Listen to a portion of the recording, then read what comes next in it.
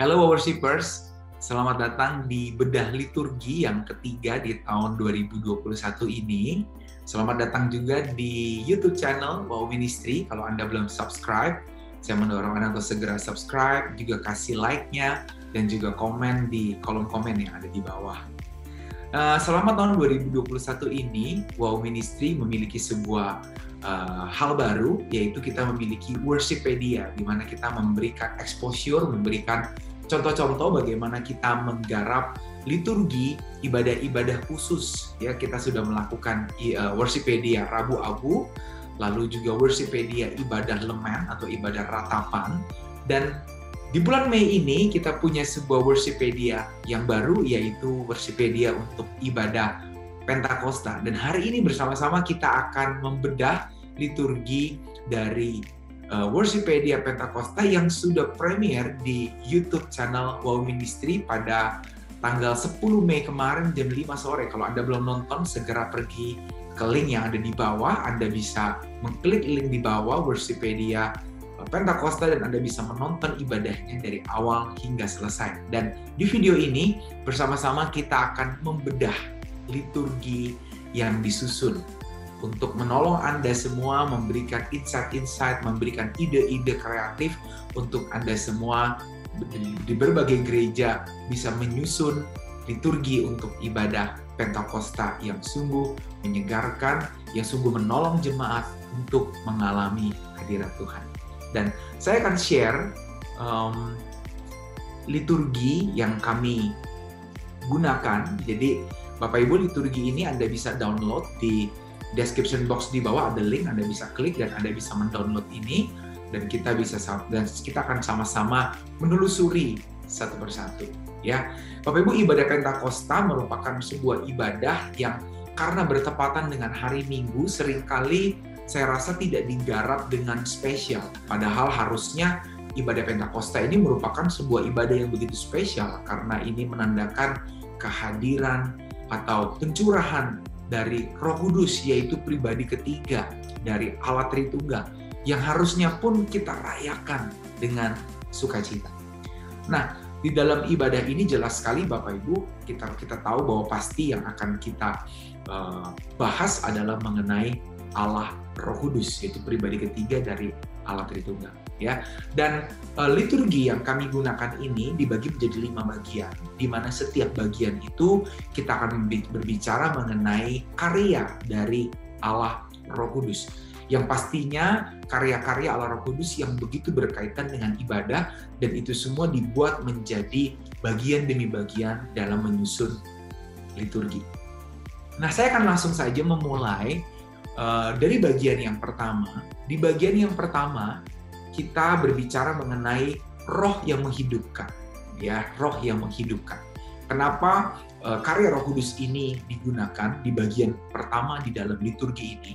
Karena kita tahu bahwa Roh Kuduslah yang menjadikan kita para penyembah-penyembah. Kita semua bisa mengalami kelahiran baru karena karya Roh Kudus, dan ketika kita lahir baru itu, kita pun mendapatkan sebuah predikat sebagai penyembah-penyembah Tuhan.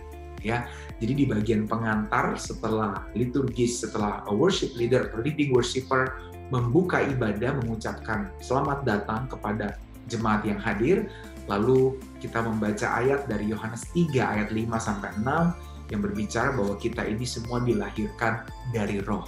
Ya, jadi inilah yang Roh Kudus lakukan pertama bagi kita, yaitu Dia menghidupkan roh kita sehingga kita dapat mengenal Allah dan kita akhirnya bisa menjadi penyembah-penyembah Allah, di mana ini menjadi ajakan bagi jemaat untuk datang menyembah Tuhan. Ini menjadi panggilan beribadah. Hai orang-orang yang telah dijadikan para penyembah, mari bersama-sama kita datang menyembah Dia. Dan lagu yang digunakan setelah itu adalah lagu yang berjudul Allah Roh Kudus, lagu dari Robert and Lea Sutanto. Lagu ini adalah sebuah lagu yang berbicara tentang permohonan untuk Roh Kudus memenuhi kita, untuk Roh Kudus mengubah hati kita, dan menyatakan kerinduan kita akan Allah Roh Kudus. Dan juga ada di bagian refrennya itu ada pengagungan, menyembah bahwa Allah kita adalah Allah yang kudus, Roh Kudus adalah Allah yang kita sanjung, kita muliakan, dan segala kemuliaan hanya bagi Tuhan. Itu bagian pertama. Jadi di bagian pertama kita membahas mengenai roh yang menghidupkan, yang memberikan kita kehidupan yang baru. Lalu di bagian yang kedua, masuk lebih dalam lagi dalam liturgi ini, yaitu roh yang menginsyafkan. Ya, dalam Yohanes 16 ayat 7-8, Yesus berkata, adalah lebih berguna bagi kamu jika aku pergi. Sebab jikalau aku tidak pergi, sang penghibur itu tidak akan datang kepadamu. Tetapi jikalau aku pergi, aku akan mengutus dia kepadamu, dan kalau ia datang, dikatakan ia akan menginsyafkan dunia akan dosa. Salah satu bagian penting di dalam ibadah adalah bagian pengakuan dosa. Dan karya Roh Kudus ini sangat berkaitan dengan pengakuan dosa. Nah, kalau Anda perhatikan, leading worshiper atau liturgis itu memulai dengan mengingatkan kalau kita dalam ibadah ini kita bisa menyadari kita adalah orang yang berdosa. Sebenarnya kesadaran itu adalah sebuah kesadaran yang bukan muncul dari diri kita sendiri, dari kesadaran sendiri, tapi adalah sebuah kesadaran yang muncul karena karya Roh Kudus. Jadi di dalam ibadah, kalau kita dapat mengaku dosa, kita menyadari dosa-dosa kita, dan bahkan kita bisa merasa bahwa kita adalah manusia berdosa dan membutuhkan anugerah Allah, itu semua muncul dari karya Roh Kudus. Jadi sekali lagi, karena ini adalah ibadah Pentakosta, maka semua dalam ibadah ini kami berusaha dikaitkan dengan karya dari Roh Kudus. Nah, di bagian 2 ini kita kaitkan dengan bagian pengakuan dosa. Lalu dilanjutkan dengan doa pengakuan dosa yang dibacakan secara litani, secara bertanggapan. Yang ini memang saya ambil diadaptasi dari 2 Timotius 3 ayat 2-4, yaitu keadaan manusia di akhir zaman. Ya, Anda bisa melihat di situ pemimpin ibadah bertanya, apakah engkau seorang yang mencintai diri sendiri dan menjadi hamba uang? Lalu diresponi dengan jemaat yang meminta Roh Kudus menyelidiki hati kita dan melihat hati kita. Ya, lalu ditutup dengan ajakan dari leading worshiper, yaitu untuk mengajak jemaat mengingat kalau hari ini, kalau saat ini Roh Kudus mengingatkan akan dosa yang Anda lakukan, mari saat itu mengambil waktu tenang sejenak untuk mengakui dosa secara pribadi.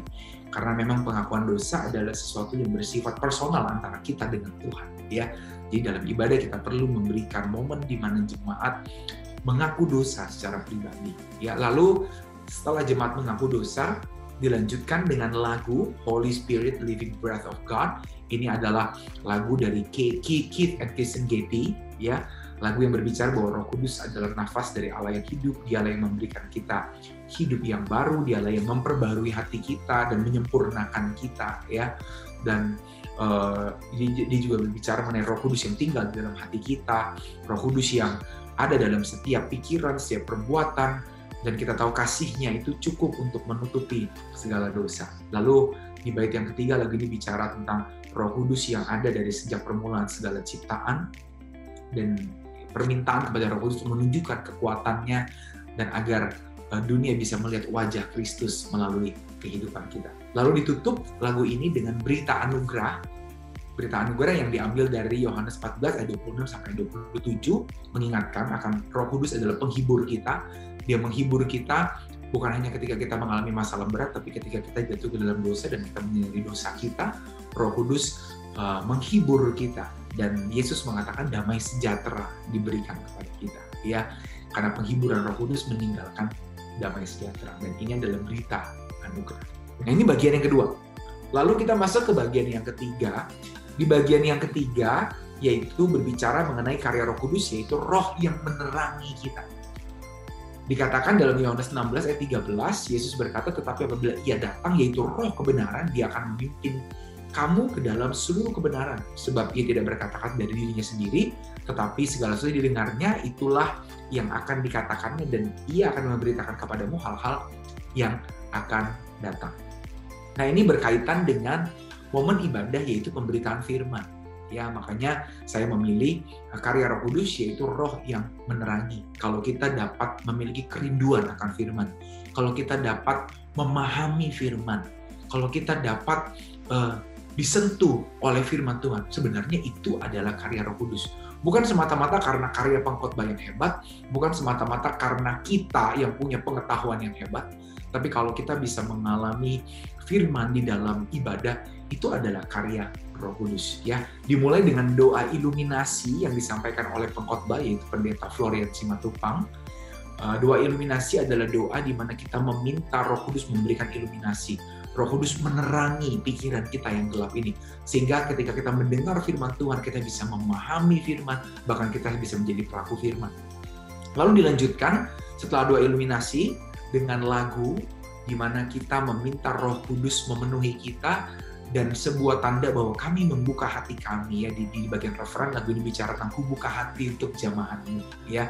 Kita siap untuk menerima firman Tuhan yang mengubahkan. Lalu dilanjutkan dengan khotbah dari Pendeta Florian Simatupang yang berbicara mengenai hari Pentakosta. Nah, itu bagian yang ketiga, yaitu Roh Kudus adalah roh yang menerangi.